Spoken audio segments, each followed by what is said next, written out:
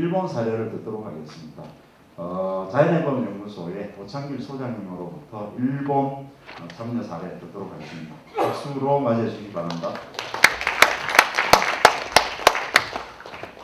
예, 방금 소개받은 자연해법연구소 오창길입니다. 제가 뭐 일본 사례에 대해서 아주 구체적으로 준비한 건 아니지만 제가 이제 몸소 체험하고 그다음에 조사했던 공원이라고 하면은 사실 시설이잖아요. 이 시설인데 시설 안에는 프로그램과 사람이 되게 중요하고 사람과 프로그램이 있을 때만이 그것의 가치를 100% 우리가 이해할 텐데 제가 경험했던 제가 전공하는 생태교육이라든가 어린이 공원이라든가 이런 부분에서는 제일 중요한 게 사람이고 프로그램이더라고요. 지금 도시공원 일문제에서도 시민들의 참여, 또 보전 이런 얘기를 제일 많이 하는데 저는 지금 얘기했던 앞서 얘기했던 서울숲 그다음에 그 노을공원하고는 좀 다른 결의 이야기일 수도 있을 것 같아요. 서울에는 많은 우리가 시가 관리하는 공원과 국가 관리하는 공원이 있고 국가에서 관리하는 국립공원이 있지 않습니까? 근데 보면 우리가 잘 모르고 있는 작은 소공원들이 많아요. 사실은 이걸 생활노티라고 하는데 그런 생활 소공원에서 이루어지는 것들이 주로 청소년들이나 어린이, 노인들이 주로 활용하는 주민들 편의시설인데 서울에만 한 1,700개의 어린이 공원이 있습니다. 제가 5년 동안 제가 힘쓰고 있는 것도 어린이 공원을 살려서 도시의 공원에 이런 좀 주민 참여를 높일 수 있는 방법들은 없을까? 바로 1분 안에 도착할 수 있고 5분 안에 도착할 수 있는 이런 분들이 없을까? 이런 얘기 고민했고요.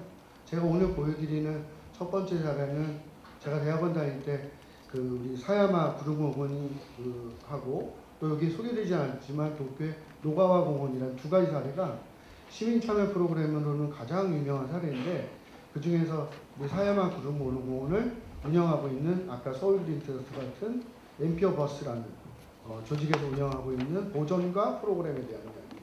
그다음에 제가 전공을 그 플레이파크 어린이 공원 관련된 시민 참여 방안. 세 번째는 5년 동안 참여하면서 오늘도 지금 열리고 있는데 양천구에서 거의 매일같이 어린이 놀이터 활동을 하고 있어요. 공원에서. 그래서 내년에는 더 활발하게 이루어질 텐데 그런 사례들 제가 제안했던 사업 제안서 내년에 지금도 되고 있고 내년에도 될 사업인데 근데 시간이 아마 저한테는 15분 정도 주어졌으니까 5분씩 세 가지 주제로 한번 살펴보겠습니다.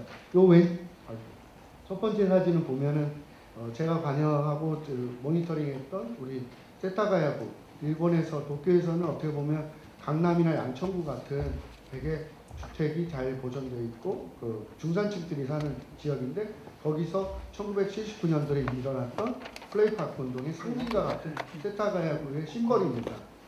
공원에서 아이들이 땅을 파지 못하고 그 다음에 물놀이를 못하고 항상 들어가지 도원체 엔터인 공간 또 주민들이 향유할 수 없는 공간 이런 것들은 우리들의 진정한 공원이 아니다 해서 시작된 운동이고요.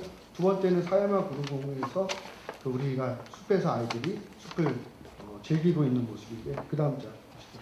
우리는 임진왜란 1592년에 겪었는데 네덜란드의 피테르 브레겔이라는 사람은 네덜란드의 마을의 모습들을 이렇게 그렸습니다.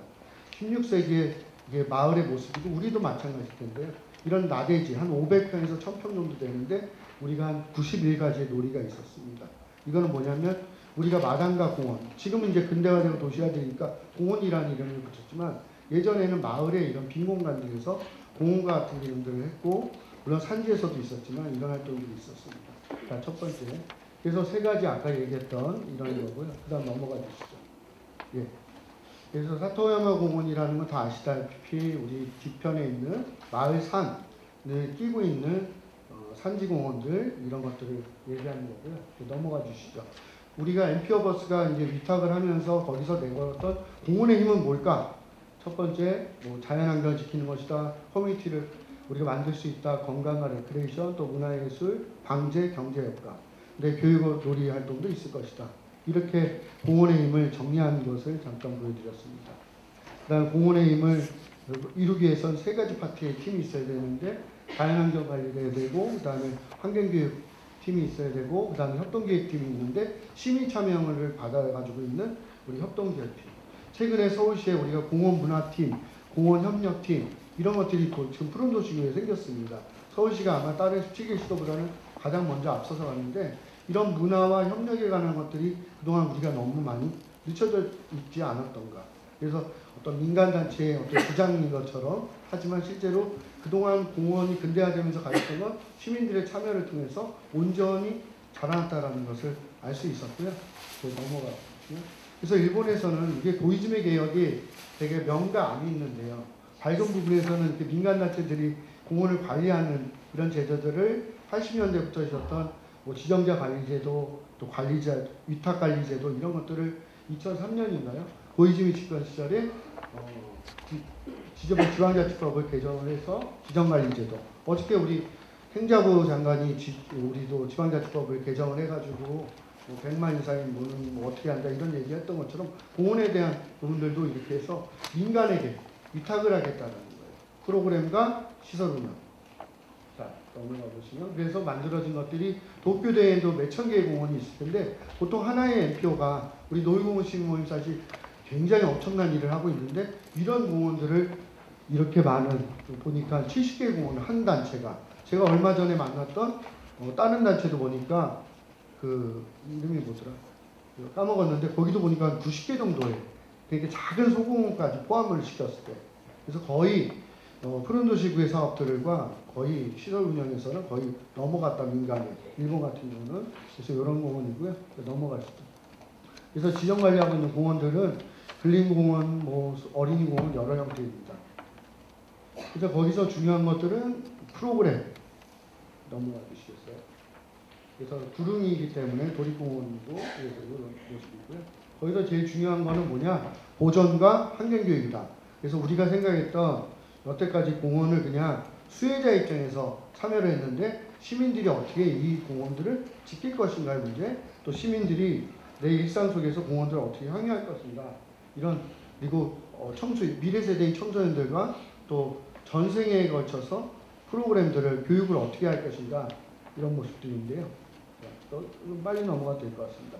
그래서 협동형 공원관리라는 건 도쿄의 공원관리의 정책의 가장 큰 특징인데 콜라보레이션이라고 아까 얘기했잖아요. 민간에서 제시했던 이런 내용들을 우리가 사토야마 공원에서도 이런 방식으로 기업과 지자체, 시민단체, 일반 시민 그 다음에 청소년들의 참여가 많고요. 일단 후반부에 나오겠지만 청소년 파크레인저 활동들 그러니까 우리는 청소년들 지금 노을공원은 그렇지 않지만 최근에 뭐 서울시도 그렇지 않지만 대부분 애들이 계몽의 대상이거나 공원에 와서 수혜 대상으로 가고 있거든요. 대부분의 공원에서 체험활동에. 근데 공원들을 직접 관리하고 제가 조금 전에 카톡으로 받았는데 저희가 지금 4시까지 양천구의 하늘마을 공원에서 지금 워크숍을 하고 있어요. 어린이들과 5세부터 해서 13세까지. 근데 거기서 내가 생각하는 공원의 모습들을 그리면 어떤 애들은 토끼가 뛰어다녔으면 좋겠다 그러고 어떤 애들은 하늘마루니까 큰 무슨 언덕이 있었으면 좋겠다고 생각하는 애들도 있고 되게 아이들의 그 공원에 대한 관심 맨날 노는 곳이니까요. 이런 5살짜리도 그런 자기의 공원에 상이 있거든요. 근데 이거를 너무 우리가 이런 장에서만 논의를 하다 보니까 사실은 이렇게 좀 땀 냄새가 안 나요. 우리 용어로는 피 냄새가 안 나요. 그래서 이런 것들을 우리가 작은 공원에서 실제로 실천할 때 뭔가 해답이 나오지 않을까 이런 생각이 듭니다. 좀 빠르게 넘어가겠습니다. 그래서 공원관리법은 천천히 자료를 보시면 될 것 같고요. 첫 번째가 다시 한번 의견 데이터를 수집한다. 두 번째 비전을 만든다. 이게 되게 중요한 거죠. 지역 주민들. 세 번째 함께 배운다. 저희가 지금 스텝 2까지 갔어요. 하늘마을 공원에서는. 근데 이제 함께 배우면서 실천하는 거. 이런 것들은 공원 시설들을 직접 만들기도 하고 선생님처럼 아까 얘기한 것처럼 쉽게 하는 활동도 하는데 저 활동들은 굉장히 적극적인 사람들이 할 수 있는 일들이죠. 자, 그 다음에 확인하는 거. 이용자 만족도 조사라든가 피드백을 해야 되죠. 자, 넘어가겠습니다. 그리고 이런 사람에 대한 문제 계속 얘기하는데 공원의 코디네이터의 문제, 그 다음에 자원봉사자의 문제. 자, 넘어가 주시겠어요? 그래서 자원봉사 활동은 이런 활동도 있고 이런 자원봉사 활동이 굉장히 그 앞전에 좀 자료 잠깐 보면 17배, 10배의 그 자원봉사 결과 늘어났다는 거 볼 수 있고요. 더 넘어가 주시고요. 넘어가 주세요. 넘어가도 될 것 같아요. 예, 넘어가시고, 예, 요거 마지막에. 그래서 여기서 어린이 레인저는 체험하는 그룹들이 아니라 공원에 대한 주체적인 참여를 이룰 수 있는 그룹들인데, 이런 대상별, 연령별, 계층별 공원에 아까 친구들이 된다 그러면 얼마나 좋을까 이런 생각을 해봤고요. 두 번째 이야기 하도록 하겠습니다. 제가 전공했던 플레이파크 운동인데요. 1943년 덴마크에서 북유럽에 시작했고 79년도에 세타가에서 처음 시작해서 세계의 놀이터 공원, 이게 도면이죠. 그래서 넘어가 주시겠어요? 그래서 우리가 뭐 여기서 보면 잡동사니 놀이터에서 시작했다고 하는데 유럽에서 한 1000개의 공동체가 지금 플레이파크 운동을 하고 있고 일본 같은 경우는 조금 성공한 사례죠. 한 250여 개 지금 현재는 플레이파크가 있고 미리 정해져 있지 않는 위험할 권리가 있는 거죠. 아이들이 공원을 직접 관리하고 상상력을 발휘하다 보니까요. 넘어가 주시겠어요? 이 부분들은 나중에 자료에서 대신하고요. 네, 넘어가 주세요. 그래서 이 문제가 사실은 공원에서 녹지에 관련된 문제이기도 하지만 도시 시민들의 제일 관심이 보육의 문제, 삶의 질의 문제도 건드리고 있다. 이거는 일본에서 제일 자랑하고 있는 꿈의 공원이라는데 가와사키시에 우리 아동 친화 도시인데 거기서 제일 대표하는 공원인데 이거 다 청소년들이 참여해서 만든 공원인데 여기 가면 아이들이 너무 얼굴이 밝아요. 직접 자기네들이 참여해서 디자인해서 만든 건데 안전검사는 당연히 통과돼요. 그래서 이런 것들은 이제 세타가의 모습이고 맨 오른쪽은 저쪽에 끝에는 이따바시 아니 내리마구라고 도쿄도에 제가 살았던 곳인데 주말마다 이런 프로그램들이 있으니까 공원에 대한 애정이 생기죠. 그래서 잘 넘어가 주시겠어요. 그래서 요거는 이제 우리 기업에 참여해서 키코만 관장에서 운영하고 있는 시민지 공원 플레이파크인데요. 요건 청소년들 초등학교에서부터 해서 성인들까지 해서 그 다음 점 보시면 이 성인들 여기 지금 거의 이성을 잃은 남자분이 있잖아요. 그래서 물놀이 공간에서 시민들이 저렇게 참여할 때 자발적으로 돈을 지불하면서도 참여할 수 있다. 이런 거. 그 다음에 아까 카와사키시 모습이고 넘어가 주세요. 걔도 넘어가 주세요. 예. 두 번째 이야기는 요 정도로 해서 되고 세 번째 저희가 주장하고 있는 거는 그래서 지금 서울시랑 같이 하고 있는 건데 서울시에 지금 박원순표 놀이터 사업 이름이 창의놀이터고요. 거기에서 최근 발전해서 이제 뻔한 놀이터. 그래서 고무집 포장. 그래서 좀 프로그램 중심, 그 다음에 사람 중심 가자. 그래서 바로 전의 모습이 저희가 지금 하고 있는 놀이터에 재작년부터 진짜 뭐 양천구랑 영등포구, 마포구에서 진행되는 모습이고요. 그 다음에 서울시 현황은 이렇게 한번 살펴보시라고 한번 자료로서 했고 2017년 움직이는 놀이터 확장이 돼서 시범적으로 이렇게 했고요. 18년에는 지금 현재는 한 40명의 놀이터 활동가라는 놀이터 이모라고 하는데요. 그런 분들을 좀 뽑아서 지금 15개 공원에서 시범적으로 실행을 해봤고 지금은 시에서 직접 관리하고 있고요. 구의 협조가 물론 있어야 되겠지만 이렇게 해서 하고 있습니다. 이렇게 되다 보니까 여기가 이제 여기 잘못 나왔는데 잠깐만요. 38개국 아니면 27개국이겠죠.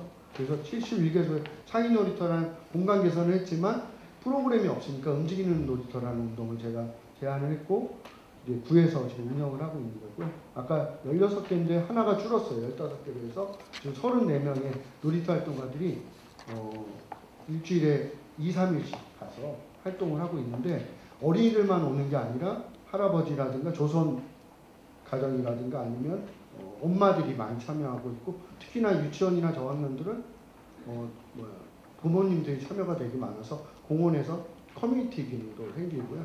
작은 공원이지만 작은 공원이 만나서 도시공원에 대한 이해도를 좀 높일 수 있지 않을까 싶습니다. 거의 다 끝났는데 그래서 각국의 놀이터 활동가들을 이렇게 저희가 서치해 보니까 저희보다 굉장히 앞서서 시행되고 있는 사례가 있었고요. 그래서 저희가 내년에 사업 제안한 거는 이런 세대 공감, 그다음 놀이문화, 공원녹지 이런 걸 포함해서 이런 소공원들을 좀 살리자 했고 그것을 프로그램 제목이 뭐냐면 렛츠 플레이 서울이고 놀이터를 지켜라 이런 프로젝트예요. 그래서 20개의 공원에서 내년에 저희가 직접 수탁을 받아서 운영할 예정입니다. 여기 보면 제안 내용들이 이런 거고요. 뭐 주로 이제 프로그램이라든가 뭐 어떤 사람에 대한 부분들, 그래서 민간 협의체를 어떻게 구성할까. 그래서 여기 도시공원일몰제랑도 좀 만나면 이런 것들이 네트워크가 만들어지면 같이 결합을 하면 공원에 대한 중요성을 인식하는 문제니까 좋지 않을까 싶습니다. 저는 이제 사례 발표라서 제가 정책적인 내용보다는 저는 이렇게 사진을 보여드리면서 최근에 시민참여에서 좋았던 모습들을 좀 제안하고 싶어서 준비를 했습니다. 미흡한 부분이 있었지만 잘 들어주셔서 감사합니다. 이상으로 제 발표를 마치도록 하겠습니다.